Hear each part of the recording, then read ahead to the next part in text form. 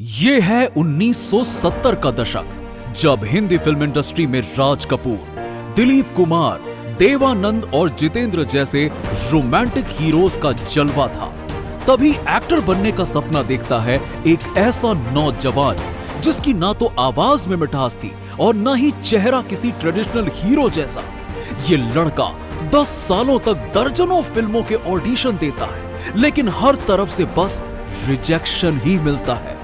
यहां तक कि उसने आकाशवाणी में रेडियो जॉकी बनने की कोशिश की, अनाउंसर बनने की कोशिश की, लेकिन वहां भी उसकी भारी आवाज का मजाक उड़ाकर उसे रिजेक्ट कर दिया गया। अरे कह दिया गया तुम्हारी आवाज में तो दम ही नहीं है, ऐसी आवाज नहीं चलने वाली। सालों के संघर्ष के बाद उसे एक फिल्म मिली जिसके लिए वो बिना कुछ सोचे समझे अपनी हाई पेइंग जॉब छोड़कर कलकत्ता से मुंबई आ गया। लेकिन किस्मत ने भी फिर बेरहमी दिखाई और उसकी डेब्यू फिल्म बॉक्स ऑफिस पर औंधे मुंह जा गिरी, जिसके बाद उसने बैक टू बैक 12 फ्लॉप फिल्में दी। हर किसी ने कहा, अरे ये लड़का एक्टर बनने लायक नहीं है, इससे एक्टिंग नहीं आती, इसका चेहरा ठीक नहीं, इसकी आवाज ठीक नहीं, अरे ये पूरा का पूरा ठीक नहीं है। मगर वो लड़का काम की तलाश में मुंबई की सड़कों पर भटकता रहा और फिर एक दिन उसकी मेहनत रंग लाई और वो बन गया बॉलीवुड का एंग्री यंग मैन, जिसकी फिल्म शोले, जो कि 5 साल तक देश भर के सिनेमाघरों में हाउसफुल चलती रही। ये कहानी है बॉलीवुड के शहंशाह और सदी के महानायक अमिताभ बच्चन की, जो आपके अंदर कभी हार न मानने की हिम्मत जगा देगी। तो पूरा वीडियो जरूर देखिएगा। दोस्तों, किसी का संघर्ष टूटी छत से शुरू होता है तो किसी का आलीशान महल से, और सदी के महानायक अमिताभ बच्चन के जीवन की शुरुआत भी गरीबी और लाचारी से तो नहीं हुई, बल्कि उनके पिता हरिवंश राय बच्चन एक महान कवि थे। उनकी मां तेजी बच्चन प्रधानमंत्री इंदिरा गांधी की सहेली थी और बचपन में अमिताभ राजीव गांधी के साथ खेला करते थे। लेकिन पूरी शानो शौकत के साथ बचपन बिताने वाले छोटे अमिताभ ये नहीं जानते थे कि आगे चलकर उन्हें अपने सपनों के लिए कितना संघर्ष करना पड़ेगा, और वो इतनी ठोकरें खाएंगे कि उनकी जगह कोई और होता तो फिर कभी खड़ा नहीं हो पाता। और इन ठोकरों की शुरुआत हुई किरोड़ी मल कॉलेज से, जहां उन्होंने एक ड्रामा सोसाइटी ज्वाइन की और उनके अंदर बचपन वाला एक्टर बनने का सपना एक बार फिर से जाग उठा। लेकिन लंबे कद और भारी आवाज की वजह से उन्हें हमेशा साइड रोल ही मिला। मगर फिर एक नाटक में लीड एक्टर एंड मोमेंट पर नहीं पहुंचा और मौका न गवाते हुए अमिताभ ने उस नाटक में लीड रोल प्ले किया, जिसकी इतनी तारीफ हुई कि कॉलेज के अगले 3 सालों तक ड्रामा सोसाइटी में अमिताभ बच्चन को कई नाटकों में मुख्य भूमिका मिली और इसी थिएटर एक्सपीरियंस ने उनके अंदर एक्टर बनने की भूख जगा दी। मगर हम सभी मिडिल क्लास यंगस्टर्स की तरह अमिताभ भी एक जिम्मेदार बेटा बनना चाहते थे। इसीलिए बीए की पढ़ाई पूरी करके वो कोलकाता की बर्ड्स एंड कंपनी में नौकरी करने के लिए चले गए, जहां 2 साल काम करने के बाद उन्हें ब्लैकर एंड कंपनी में जॉब मिली, जिसमें हाई सैलरी के साथ उस समय की पॉपुलर मॉरिस माइनर कार भी मिली। अब अमिताभ दुनिया के सामने तो सफल थे, लेकिन उनके मन में हमेशा एक खालीपन बना रहता था।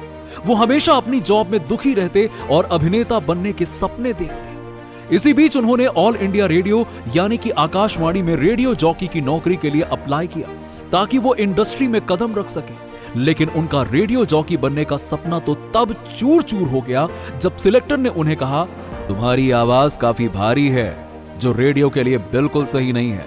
और ये कहकर उन्हें रिजेक्ट कर दिया गया, जिससे अमिताभ इतने टूटे थे कि वो अक्सर एक्टिंग को लेकर भावुक हो जाते थे, जो देख उनके भाई अजिताभ ने चुपके से अमिताभ की तस्वीरें फिल्म फेयर माधुरी टैलेंट कॉन्टेस्ट में भेज दी, जिसके विनर को 2500 रुपए कैश प्राइज और एक फिल्म में किरदार निभाने का मौका मिलने वाला था। लेकिन अमिताभ इस कॉन्टेस्ट में भी फेल हो गए। भाई की तरह अमिताभ की मां भी उनके सपने को पूरा करने की कोशिश कर रही थी। जी हां, तेजी बच्चन ने इंडस्ट्री में अपने सभी दोस्तों से अमिताभ की सिफारिश की, लेकिन बात तस्वीर देखने से आगे बढ़ ही नहीं पाती थी। मगर फिर साल 1968 में डायरेक्टर सावन कुमार टाक ने उन्हें अपनी फिल्म में मिर्जा गालिब का किरदार देने का मन बना लिया, लेकिन उनकी टीम ने लंबी हाइट के चलते अमिताभ को रिजेक्ट कर दिया। उधर सुनील दत्त के कहने पर बी.आर. चोपड़ा ने अपनी एक फिल्म के लिए अमिताभ का स्क्रीन टेस्ट लिया, जिसमें अमिताभ गहरी आवाज में बोले, तुम जब भी मुझे यूं देखती हो मैं सब कुछ भूल जाता हूं, क्या हूं कहां हूं कुछ समझ में नहीं आता। तब ऑडिशन टीम ने उनका मजाक बनाते हुए कहा, ना तो तुम्हारे अंदर इमोशंस हैं, ना ही तुम्हारी आवाज में प्यार है। और यहां भी अमिताभ को बड़ी बेइज्जती के साथ रिजेक्शन मिला। वहीं डायरेक्टर ताराचंद बड़जातिया ने उन्हें यह तक कह दिया कि ये एक्टिंग वगैरह तुम्हारे बस की बात नहीं है बेटे, इसीलिए कोशिश करना छोड़ो और अपने पिता की तरह कवि बन जाओ। इस तरह 10 साल बीत गए और बॉलीवुड के हर जाने माने डायरेक्टर से अमिताभ बच्चन को रिजेक्शन मिल चुका था। लेकिन अमिताभ के लिए एक्टर बनने का सपना सांस लेने जितना जरूरी हो गया था, इसीलिए उन्होंने कोशिश करनी नहीं छोड़ी। समय बीतता गया और साल आया 1968 और अमिताभ को डायरेक्टर ख्वाजा अहमद अब्बास की 7 हिंदुस्तानी फिल्म में ऑडिशन देने का मौका मिला, जिसके लिए वो कलकत्ता से मुंबई गए और अब्बास जी ने उन्हें कहा, मैं तुम्हें 5,000 रुपए दूंगा, फिर चाहे वो फिल्म 1 महीने में बने या 1 साल में।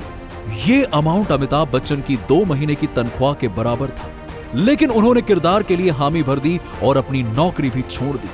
इसी से आप समझ सकते हो कि अमिताभ बच्चन अपने सपने के लिए कितने डेडिकेटेड थे। और वैसे तो उन्हें इस फिल्म में साइड रोल मिला था, लेकिन लीड एक्टर टीनू आनंद ने एक बड़े प्रोजेक्ट के लिए यह फिल्म छोड़ दी और इस फिल्म का लीड रोल अमिताभ बच्चन की झोली में आ गिरा। फिल्म में उन्होंने अपना 100% दिया, उनकी एक्टिंग की तारीफ भी हुई, लेकिन उनकी डेब्यू फिल्म ही बॉक्स ऑफिस पर बुरी तरह से पिट गई। फिर काम की तलाश में फिल्म इंडस्ट्री की गलियों में भटक रहे अमिताभ ने कई फिल्मों और टीवी एड्स में वॉइस ओवर भी किया और अगले 2 सालों में उन्होंने 10 फिल्में भी की, लेकिन उनकी हर एक फिल्म बॉक्स ऑफिस पर औंधे मुंह जा गिरी। अब तक अमिताभ अपने जीवन में इतनी ठोकरें खा चुके थे कि वो डिप्रेशन में चले गए। इस बीच उन्हें साथ मिला जया भादुड़ी का, जिनके साथ उनकी नजदीकियां बढ़ी और दोनों ने साथ में 3 फिल्में भी की, लेकिन सभी फिल्में फ्लॉप पर फ्लॉप होती चली गईं। अब तक अमिताभ 12 फ्लॉप फिल्में दे चुके थे। हालांकि उनकी आनंद फिल्म जरूर चली थी, लेकिन वो सोलो हिट नहीं थी और अब इंडस्ट्री का हर डायरेक्टर अमिताभ से दूर भाग रहा था। मगर फिर उनकी किस्मत चमकी जब धर्मेंद्र, राजकुमार और देवानंद की रिजेक्ट की हुई फिल्म जंजीर उनकी झोली में आ गिरी। ये अमिताभ के फिल्मी करियर की 13वीं फिल्म थी और अगर सुपर हिट ना होती तो शायद आखिरी होती, मगर इस फिल्म ने बॉक्स ऑफिस पर झंडे गाड़ दिए। उनका इंस्पेक्टर विजय का किरदार दर्शकों के दिलों में बस गया। लोगों ने उन्हें एंग्री यंग मैन का टाइटल दे दिया और इसके बाद तो उन्होंने इतनी सुपरहिट मूवीज दी कि अमिताभ बन गए सदी के महानायक और बॉलीवुड के शहंशाह। जिस व्यक्ति ने अपने जीवन में सब कुछ होते हुए भी इतना संघर्ष किया हो और अपने दम पर नाम कमाया हो, उनके द्वारा दी गई सीख हमारा जीवन बदल सकती है। इसीलिए वीडियो के अगले सेक्शन में हम उनकी कुछ लाइन स्पीच सुनाएंगे, जिसमें उनकी लाइफ के उस दौर की कहानी भी है जब उन्होंने अपना सब कुछ खो दिया था और वो सड़क पर आ गए थे। तो बने रहिएगा वीडियो में एंड तक। मैं आपको वो किस्सा सुनाना चाहता हूं। तो मेरे जीवन में एक बार ऐसा दौर आया जब मैं बैंकरप्ट यानी कि दिवालिया हो गया था। मेरी बनाई हुई कंपनी घाटे में चली गई, करोड़ों का कर्ज चढ़ गया, मेरा व्यक्तिगत बैलेंस शून्य हो गया, कमाई के सभी जरिए बंद थे और सरकार की तरफ से घर पर छापे पड़ रहे थे। मैं इतनी बुरी तरह से टूट चुका था कि मुझे कोई रास्ता नहीं दिख रहा था। जब यह खबर धीरू भाई अंबानी तक पहुंची तो उन्होंने अपने छोटे बेटे अनिल अंबानी को मेरे पास मदद के लिए भेजा। अनिल ने मुझे आकर इस बारे में बताया। देवियों और सज्जनों, जितना वो मुझे देना चाह रहे थे उतने में तो मेरी सारी परेशानियां दूर हो जाती। मैं काफी भावुक हो गया। हालांकि मुझे लगा कि मैं उनकी उदारता स्वीकार नहीं कर पाऊंगा, इसीलिए मैंने अनिल को ना कह दिया। लेकिन तभी मुझ में हिम्मत आई कि मेरे बुरे वक्त में भी मेरे साथ अच्छे लोग खड़े हैं, इसीलिए मैंने फिर से मेहनत करना शुरू की। ईश्वर की भी कृपा रही और कुछ संकट के दिनों के बाद सब कुछ बदल गया। काम मिलना शुरू हो गया और धीरे धीरे मैंने अपने सभी कर्जे उतार दिए। एक शाम धीरू भाई के निवास स्थान पर आयोजित एक दावत के अवसर पर मुझे भी आमंत्रित किया गया। मैं वहां पहुंचा तो देखा, एक तरफ धीरू भाई एक बड़े से मेज पर अपने कुछ मित्रों के साथ बैठे थे जो फाइनेंस एंड कॉरपोरेट वर्ल्ड के दिग्गज थे, लेकिन मुझ पर नजर पड़ते ही धीरू भाई ने तुरंत मुझे अपने पास बुलाया और कहा, यहां आकर मेरे साथ बैठो। मुझे बड़ा अजीब लगा। मैंने क्षमा मांगते हुए कहा कि मैं अपने मित्रों के साथ बैठा हूं, लेकिन उन्होंने जिद की और मुझे अपने साथ बैठा लिया। फिर अपनी उस दिग्गजों की महफिल में धीरू भाई ने मेरी तरफ देखकर कहा, यह लड़का गिर गया था लेकिन अपने बल पर फिर खड़ा हो गया, इसीलिए मैं इसकी बहुत इज्जत करता हूं। और उनके वो शब्द मेरे लिए उस धनराशि से हजारों गुना ज्यादा मूल्यवान थे जितनी धनराशि वो मुझे मेरे संकट के दिनों में मुझे देना चाहते थे। मेरे पिता हरिवंश राय बच्चन जी ने मुझे जिंदगी में काफी कुछ सिखाया, लेकिन उनकी एक सीख जो मैं आपको देना चाहूंगा वो ये है, मन का हो तो अच्छा, ना हो तो ज्यादा अच्छा। यानी अगर चीजें आपके हिसाब से हो रही हैं तो अच्छी बात है, लेकिन अगर नहीं हो रही हैं तो और ज्यादा अच्छी बात है। अब उस वक्त मैं इस सीख का मतलब नहीं समझ पाया था, तो मैंने उनसे पूछा, अगर कोई चीज हमारे हिसाब से नहीं हो रही है तो भला वो अच्छी कैसे हुई? तब उन्होंने मुझसे कहा, अगर वो चीज आपके हिसाब से नहीं हो रही है तो ऊपर वाले की मर्जी से हो रही है, और ऊपर वाला कभी आपके लिए बुरा नहीं सोचेगा। इसीलिए आपको अपने बुरे वक्त की भी कद्र करनी चाहिए, क्योंकि वो बुरा वक्त ही आपके लिए और बड़े अवसर लेकर आएगा। इसी तरह एक दिन मैं अपने पिताजी से कह रहा था कि पिताजी बड़ा संघर्ष है जीवन में। तभी उन्होंने कहा, जब तक जीवन है तब तक संघर्ष है। मुझे लगता है अगर हम इस सच्चाई को अपना लेते हैं तो हमारा जीवन कभी आसान नहीं होने वाला। इसमें उतार चढ़ाव आना एक आम बात है, तो हम हर दिन आगे बढ़ने की कोशिश कर सकते हैं, क्योंकि शायद कल नहीं तो परसों एक दिन ऐसा जरूर आएगा जब कुदरत आपको आपके संघर्ष की भरपाई करके देगी, वो भी सूद समेत। इसीलिए हमें रुकना नहीं है, बस आगे बढ़ते रहना है। देखिए, मैं कोई ज्ञानी नहीं हूं, लेकिन ज्ञान का प्रेमी जरूर हूं। मैं कोई साइंटिस्ट नहीं हूं, लेकिन लाइफ में एक्सपेरिमेंट जरूर करता हूं और उससे सीखता भी हूं। शिक्षा का महत्व मैंने बचपन से देखा है। मेरे माता पिता का मानना था कि ज्ञान वो इन्वेस्टमेंट है जिसका मुनाफा जीवन भर मिलता है। मैं ऐसा मानता हूं कि सामान्य जिंदगी जीने के लिए भी इंसान को रोटी, कपड़ा और मकान के अलावा अगर किसी चीज की सबसे ज्यादा जरूरत होती है तो वो है शिक्षा, यानी कि एजुकेशन।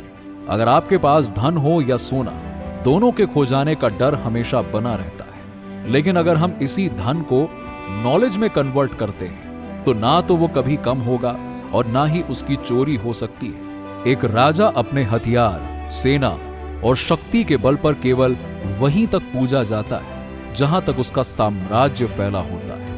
वो सिर्फ अपनी प्रजा का प्रिय होता है। लेकिन अपने ज्ञान की कीर्ति फैलाने वाले sir Albert Einstein, William Shakespeare और रविंद्रनाथ टैगोर जैसे महान ज्ञानी व्यक्ति सिर्फ अपनी मातृभूमि में नहीं बल्कि पूरे विश्व में पूजे जाते हैं, संपूर्ण मानव जाति के लिए प्रेरणा बनते हैं। इसलिए आप सबसे मेरा यही आग्रह है कि सीखते रहिए, क्योंकि ज्ञान का धनी व्यक्ति हमेशा ही सम्मान और आदर योग्य होता है, क्योंकि ज्ञान वो कवच है जो आपके जीवन में आने वाली कठिनाइयों से आपकी रक्षा करेगा। इसीलिए never stop learning, because learning never stops. दोस्तों, बॉलीवुड के शहंशाह की स्पीच तो यहीं खत्म होती है, लेकिन वीडियो नहीं। आखिर में हम लेखक सोहन लाल द्विवेदी की एक मशहूर कविता दोहराएंगे जिन्हें आपने अमिताभ बच्चन जी की आवाज में जरूर सुना होगा। लेकिन उससे पहले आपने बिग बी की स्ट्रगल स्टोरी से क्या सीखा और आपको ये वीडियो कैसा लगा, कमेंट्स में जरूर बताइएगा। अगर पसंद आया हो तो लाइक, शेयर और सब्सक्राइब करके सपोर्ट कीजिएगा। तो इस कविता की कुछ पंक्तियां इस प्रकार हैं। लहरों से डरकर नौका पार नहीं होती, कोशिश करने वालों की हार नहीं होती। नन्ही चींटी जब दाना लेकर चलती है, चढ़ती दीवारों पर 100 बार फिसलती है। मन का विश्वास रगों में साहस भरता है, चढ़कर गिरना, गिरकर चढ़ना ना अखरता है। आखिर उसकी मेहनत बेकार नहीं होती, कोशिश करने वालों की हार नहीं होती। डुबकियां सिंधु में गोताखोर लगाता है, जा जाकर खाली हाथ लौट कर आता है। मिलते नहीं सहज ही मोती गहरे पानी में, बढ़ता दुगना उत्साह इसी हैरानी में। मुट्ठी उसकी खाली हर बार नहीं होती, कोशिश करने वालों की हार नहीं होती। असफलता एक चुनौती है स्वीकार कर, क्या कमी रह गई देखो और सुधार कर। जब तक ना सफल हो नींद चैन को त्यागो तुम, संघर्ष का मैदान छोड़ मत भागो तुम। कुछ किए बिना ही जय जयकार नहीं होती, कोशिश करने वालों की हार नहीं होती।